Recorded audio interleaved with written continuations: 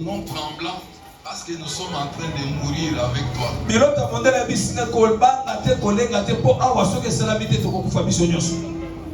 C'est une histoire. Je tiens ces manettes-là, c'est comme ça que ça s'appelle. Je les fixe sur le nord. Je commence à diriger l'avion. Le pilote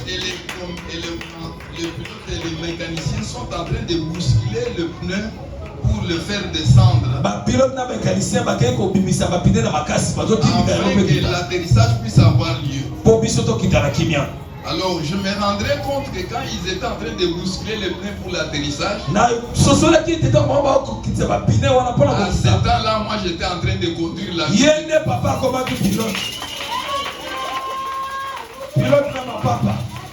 Amen, amen. Amen. J'ai fait 18 minutes. Papa, c'est 18 minutes. Tout en tenant les volants et les manettes. C'est là où ma vie a commencé. Je parle à quelqu'un ce soir. Les adversaires peuvent se tenir devant toi. Mais ne tiens pas compte de leur adversité, mais tiens compte de l'Éternel.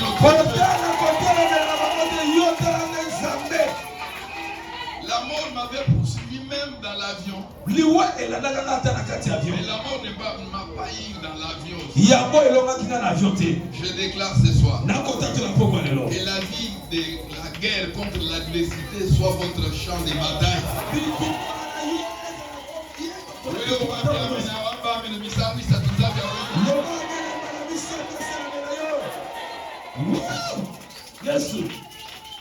Raison pour laquelle, quand je suis arrivé ici, je me suis retrouvé un enfant qui vient du village, qui a forcé les choses pour même payer son ticket d'avion, mais qui a été le pilote par hasard à cause de l'adversité, mais Dieu était toujours. Il y a une chose dans ces versets. David déclare: je ne mourrai pas. Il a fait circuler le message pour lequel j'allais mourir. Le message de la mort ne doit pas circuler dans l'église. Ce qui doit circuler dans l'église, c'est la guérison miraculeuse. Si vous écoutez quelqu'un parler de la mort à l'église, c'est-à-dire il est à la fin de sa vie religieuse. Je déclare ce soir que la vie de la guérison miraculeuse accompagne chacun de nous. David a dit: moi David, je ne mourrai pas. On a réuni tous les prophètes de Kingasani de venir déclarer les faiblesses de la mort pour que je puisse apparaître comme un homme faible.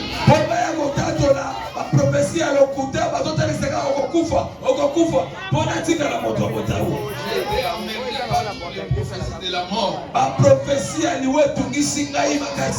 Je déclare ce soir, il n'y a personne qui va rester d'éternel si c'est éternel.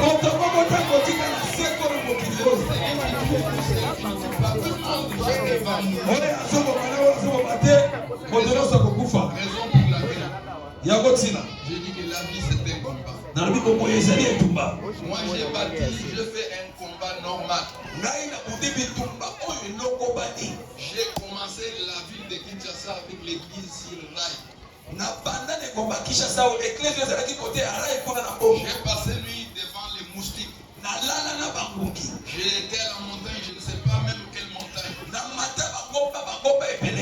telle chose que vous voyez aujourd'hui, telle chose c'était la montagne pour nous autres à l'époque. Le père de ces garçons, c'est celui qui m'a accompagné matin, midi et soir. Nous avons fait le travail ensemble.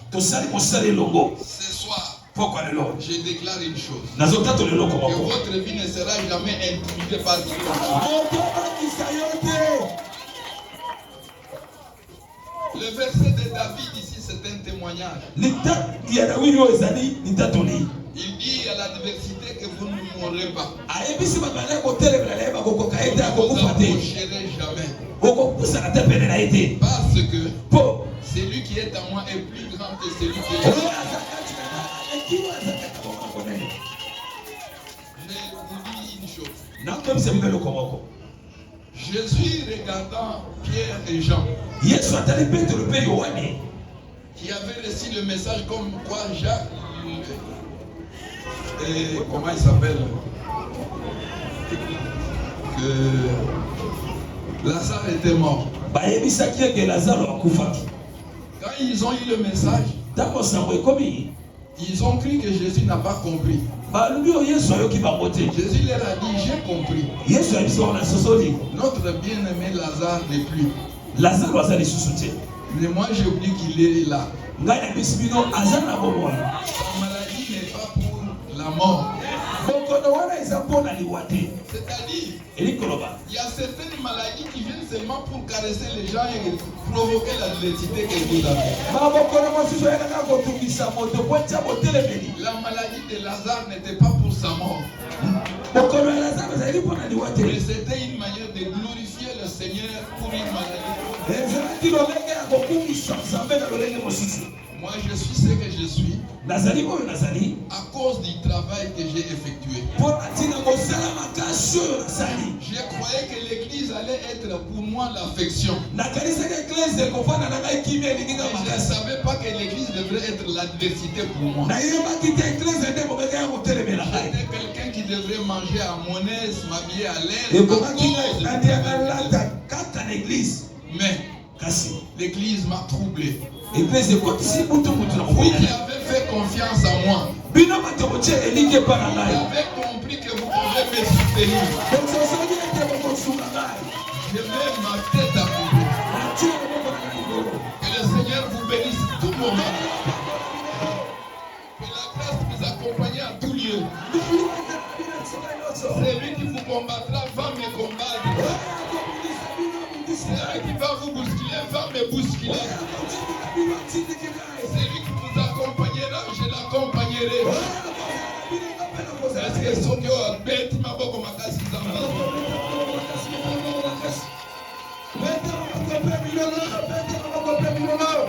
Alléluia.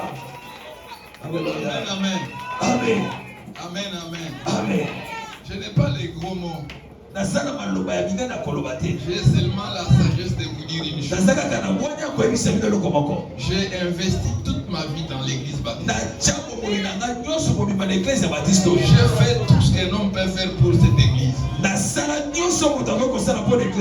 Mais je n'avais pas droit à être remercié d'une façon comme si. Je demande à Dieu. Je demande à Dieu de protéger cette église. C'est lui qui voudrait que l'église ne soit pas existante. Je lui dis qu'il nous fait une mauvaise piste. Vous qui m'avez accompagné, je voudrais vous dire une chose. La vie ne se termine pas ici. La vie va se terminer au-delà. Raison pour laquelle j'ai une question à vous poser. J'ai une question à vous poser. Est-ce que la vie est un combat ou non? Le combat dans l'église doit être soutenu par la sanctification. Je me suis pesé. Je n'ai pris ni une femme d'autrui dans l'église. Je n'ai commis aucune faute depuis que je suis. J'ai dépensé mon argent, beaucoup de mon argent à cause de ça. J'ai fait tout pour que l'église soit visibilisée. Je n'avais pas le droit d'être chassé. Mais quand je vous regarde, je sens que je fais un travail.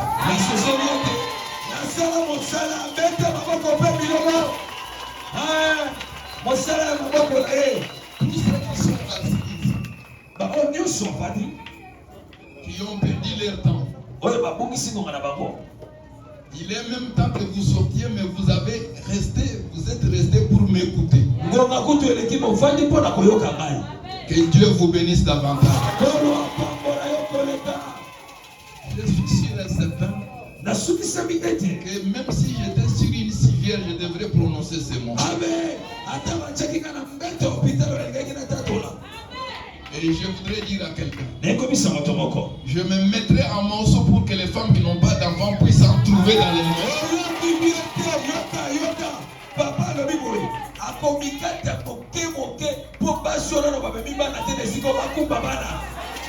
Et vous qui avez besoin d'une grossesse, ce soir c'est le moment d'en avoir. Alléluia. Alléluia. Quand les gens partaient, ils me posaient la question, papa, nous sommes partants. Où est-ce qu'on va aller? Moi j'ai dit chercher là où vous pouvez aller. Je n'avais aucune idée dans ma tête où vous logez, par où. Mais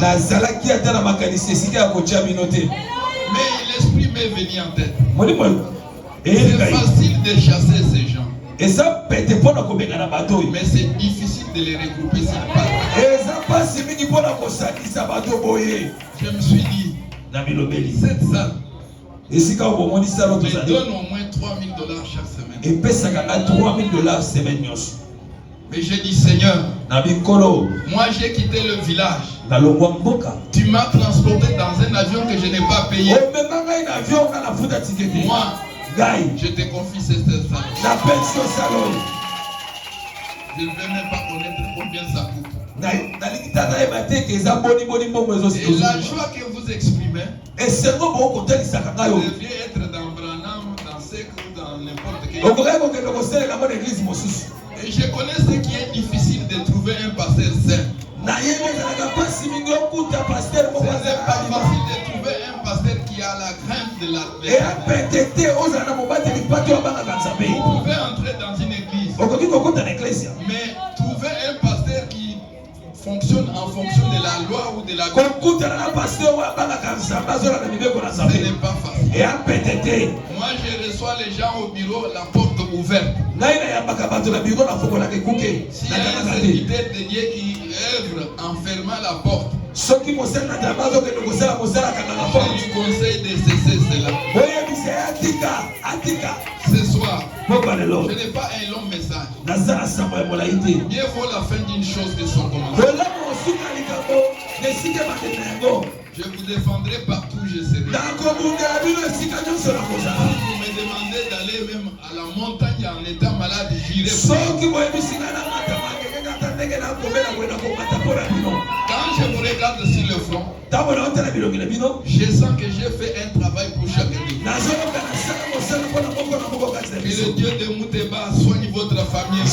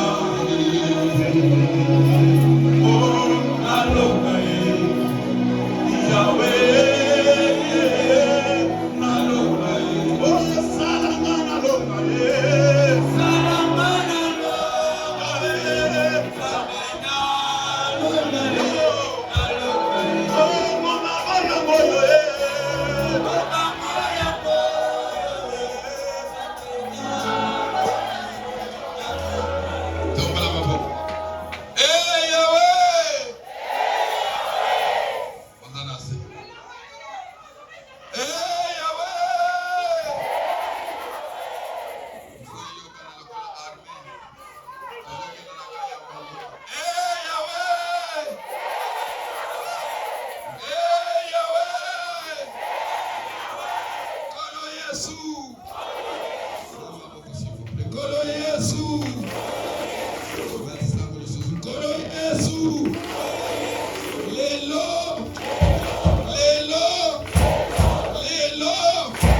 Suka na bango. Ebandeli na yo. Obandelelo. Beta maboko longola mafio. Beta maboko.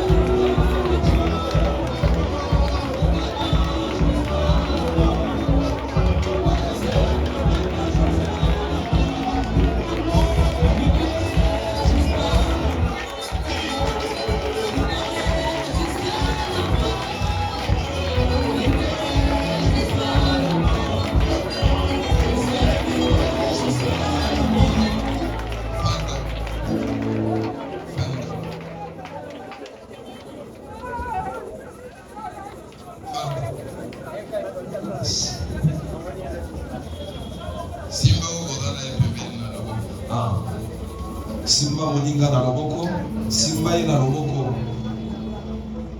Waza pene na yo simbi na loboko. Je vais communiquer un message. Na zoninga na lobela sambo moko. J'ai prié toute ma vie pour vous protéger aussi. Na bondini po na mwekele kubatira ma. Le Dieu que je sers, c'est un Dieu puissant. Sambo na sala la kamosala zali sambo aliki na kuya. Les miracles accompagnent le ministère. Ikamwa ezala ilongona lotoko yo. J'ai 3 personnes enseignées. Nazana batumisa to nesika oyo. Quelqu'un est venu pour la première fois Motomo kwa yimba na liboso avec les doléances. na osenga. Je lui ai dit, prenez un bout de papier. Na ibisi ezwa iteni ya papier. Duplicateur, écrivez vos doléances. Koma makambo eko tokisa yo. Numérotez. Ochiepe numéro. Il a fait 15 sujets de prière. Il a fait un sujet à prière. Il est avec nous. J'ai prié. Après 3 mois, je l'ai appelé. J'ai dit, rappelle-moi avec ton papier là le sujet de prière. Il marchait avec ça dans les paquets, dans la poche. Il a commencé à énumérer. Mariage, il a effacé. Le travail, il a effacé. Il a effacé jusqu'au 15e point. Et quand il a effacé jusqu'au 15e point, il dit que j'ai connu le pasteur dans cette vie. Mais je n'ai jamais connu aussi le pasteur puissant que vous l'êtes. J'étais connu ailleurs, mais mal connu dans mon propre village.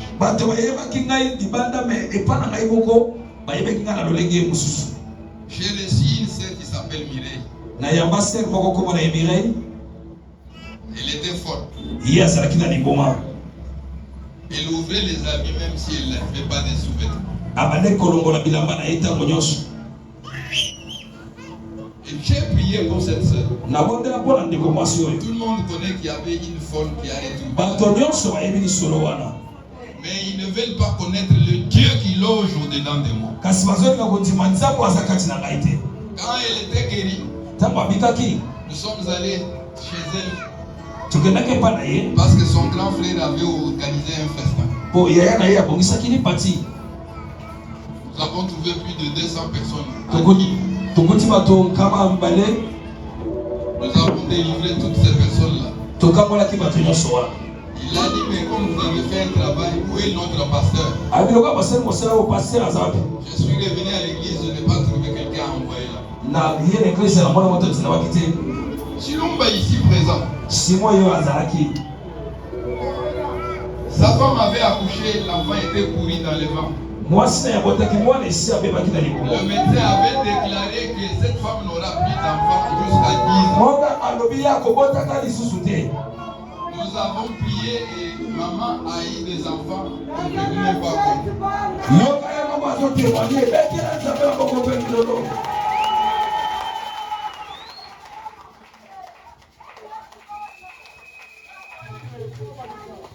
Amen, amen. Et les nègres vous avez à vous bouger.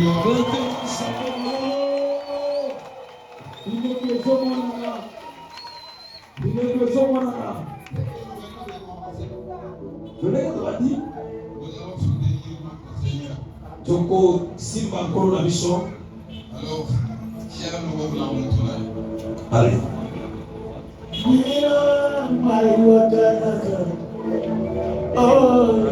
c'est Rabelli, elle allait vous montrer tout.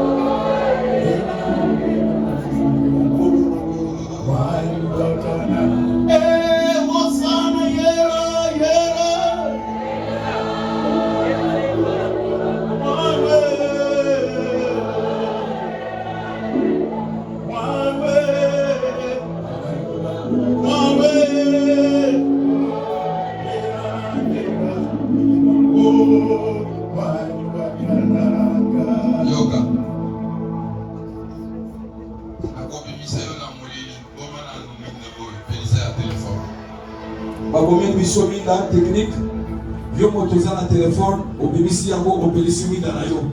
Patient. Parce que au moment où dans un téléphone dans le bango, merci. Là, la compétition torche, et téléphone na yo. Ça, on a condiment. Voilà. Torche, le téléphone. Hey Yahweh. Bisabana molili.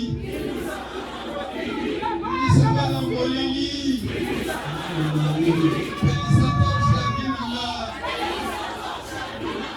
Hey Yahweh.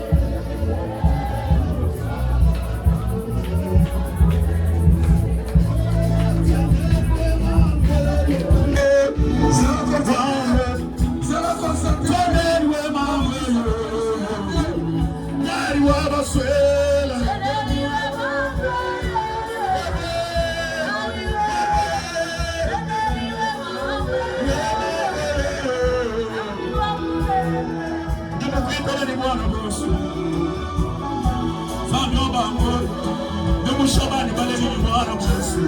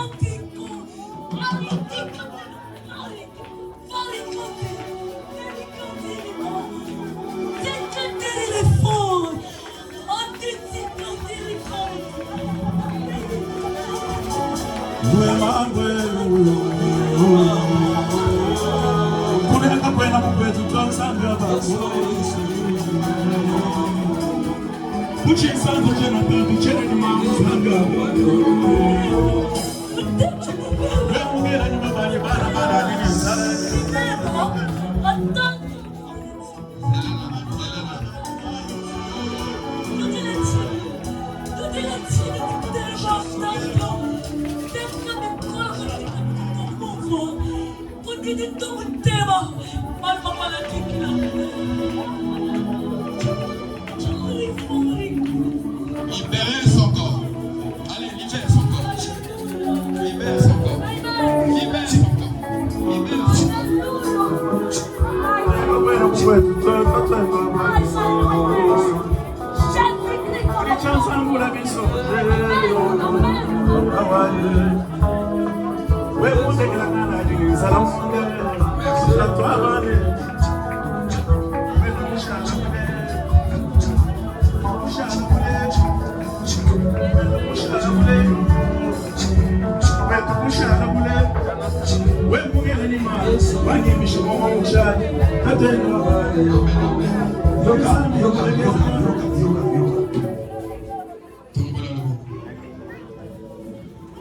Il y a quelqu'un qui te suit derrière. Et ça, on te voit qu'on a un ciment. Les moines vont attentionner. Le monde des ténèbres est organisé non seulement à disperser les brebis, mais à tuer les gardiens de brebis. Il y a comme moment de mon bâtiment, pour ma bâtiment, pas de Si vous ne les protégez pas, ce qui vient au samedi pour combattre la haïté. vous allez faire un mauvais travail. Bokosala kosala ya pamba. Ce qui n'a pas suscité. Cette affection va disparaître. Molingo oyo tozotalisa oyo ekozala destructeur. De me protéger. Tokoma ya kobattre na ya oyo. Parce que les démons connaissent que je suis capable de Bo bademo na bayebi makasi na ngabanamo. tomber dans le bas. Alléluia. Tout esprit qui ne confesse pas les noms de Jésus, Molimo nyonso ekondatela kombola Nzambe te. ça va sortir de ce Epi mawa. tomber dans le bas.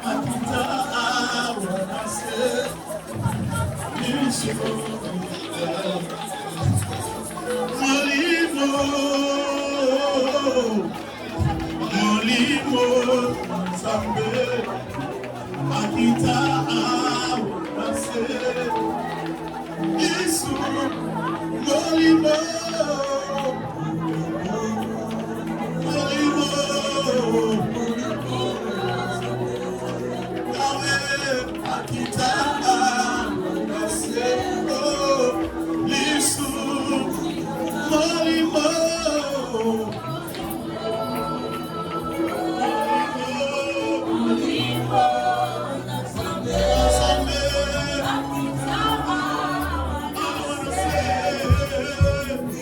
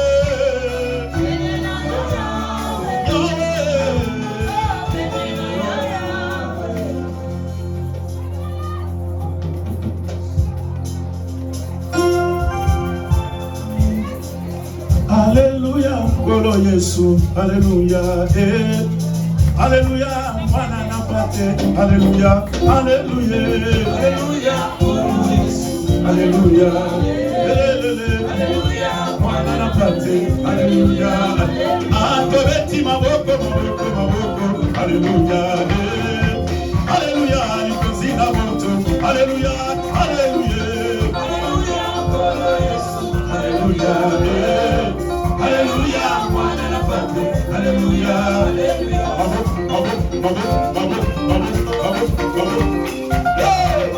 Jésus. Oh, Alléluia, Lipatana Kembo, Alléluia, Alléluia, Samena Bungo, Alléluia, Alléluia, Alléluia, Alléluia, Mwana Napate, Alléluia, oh, Alléluia.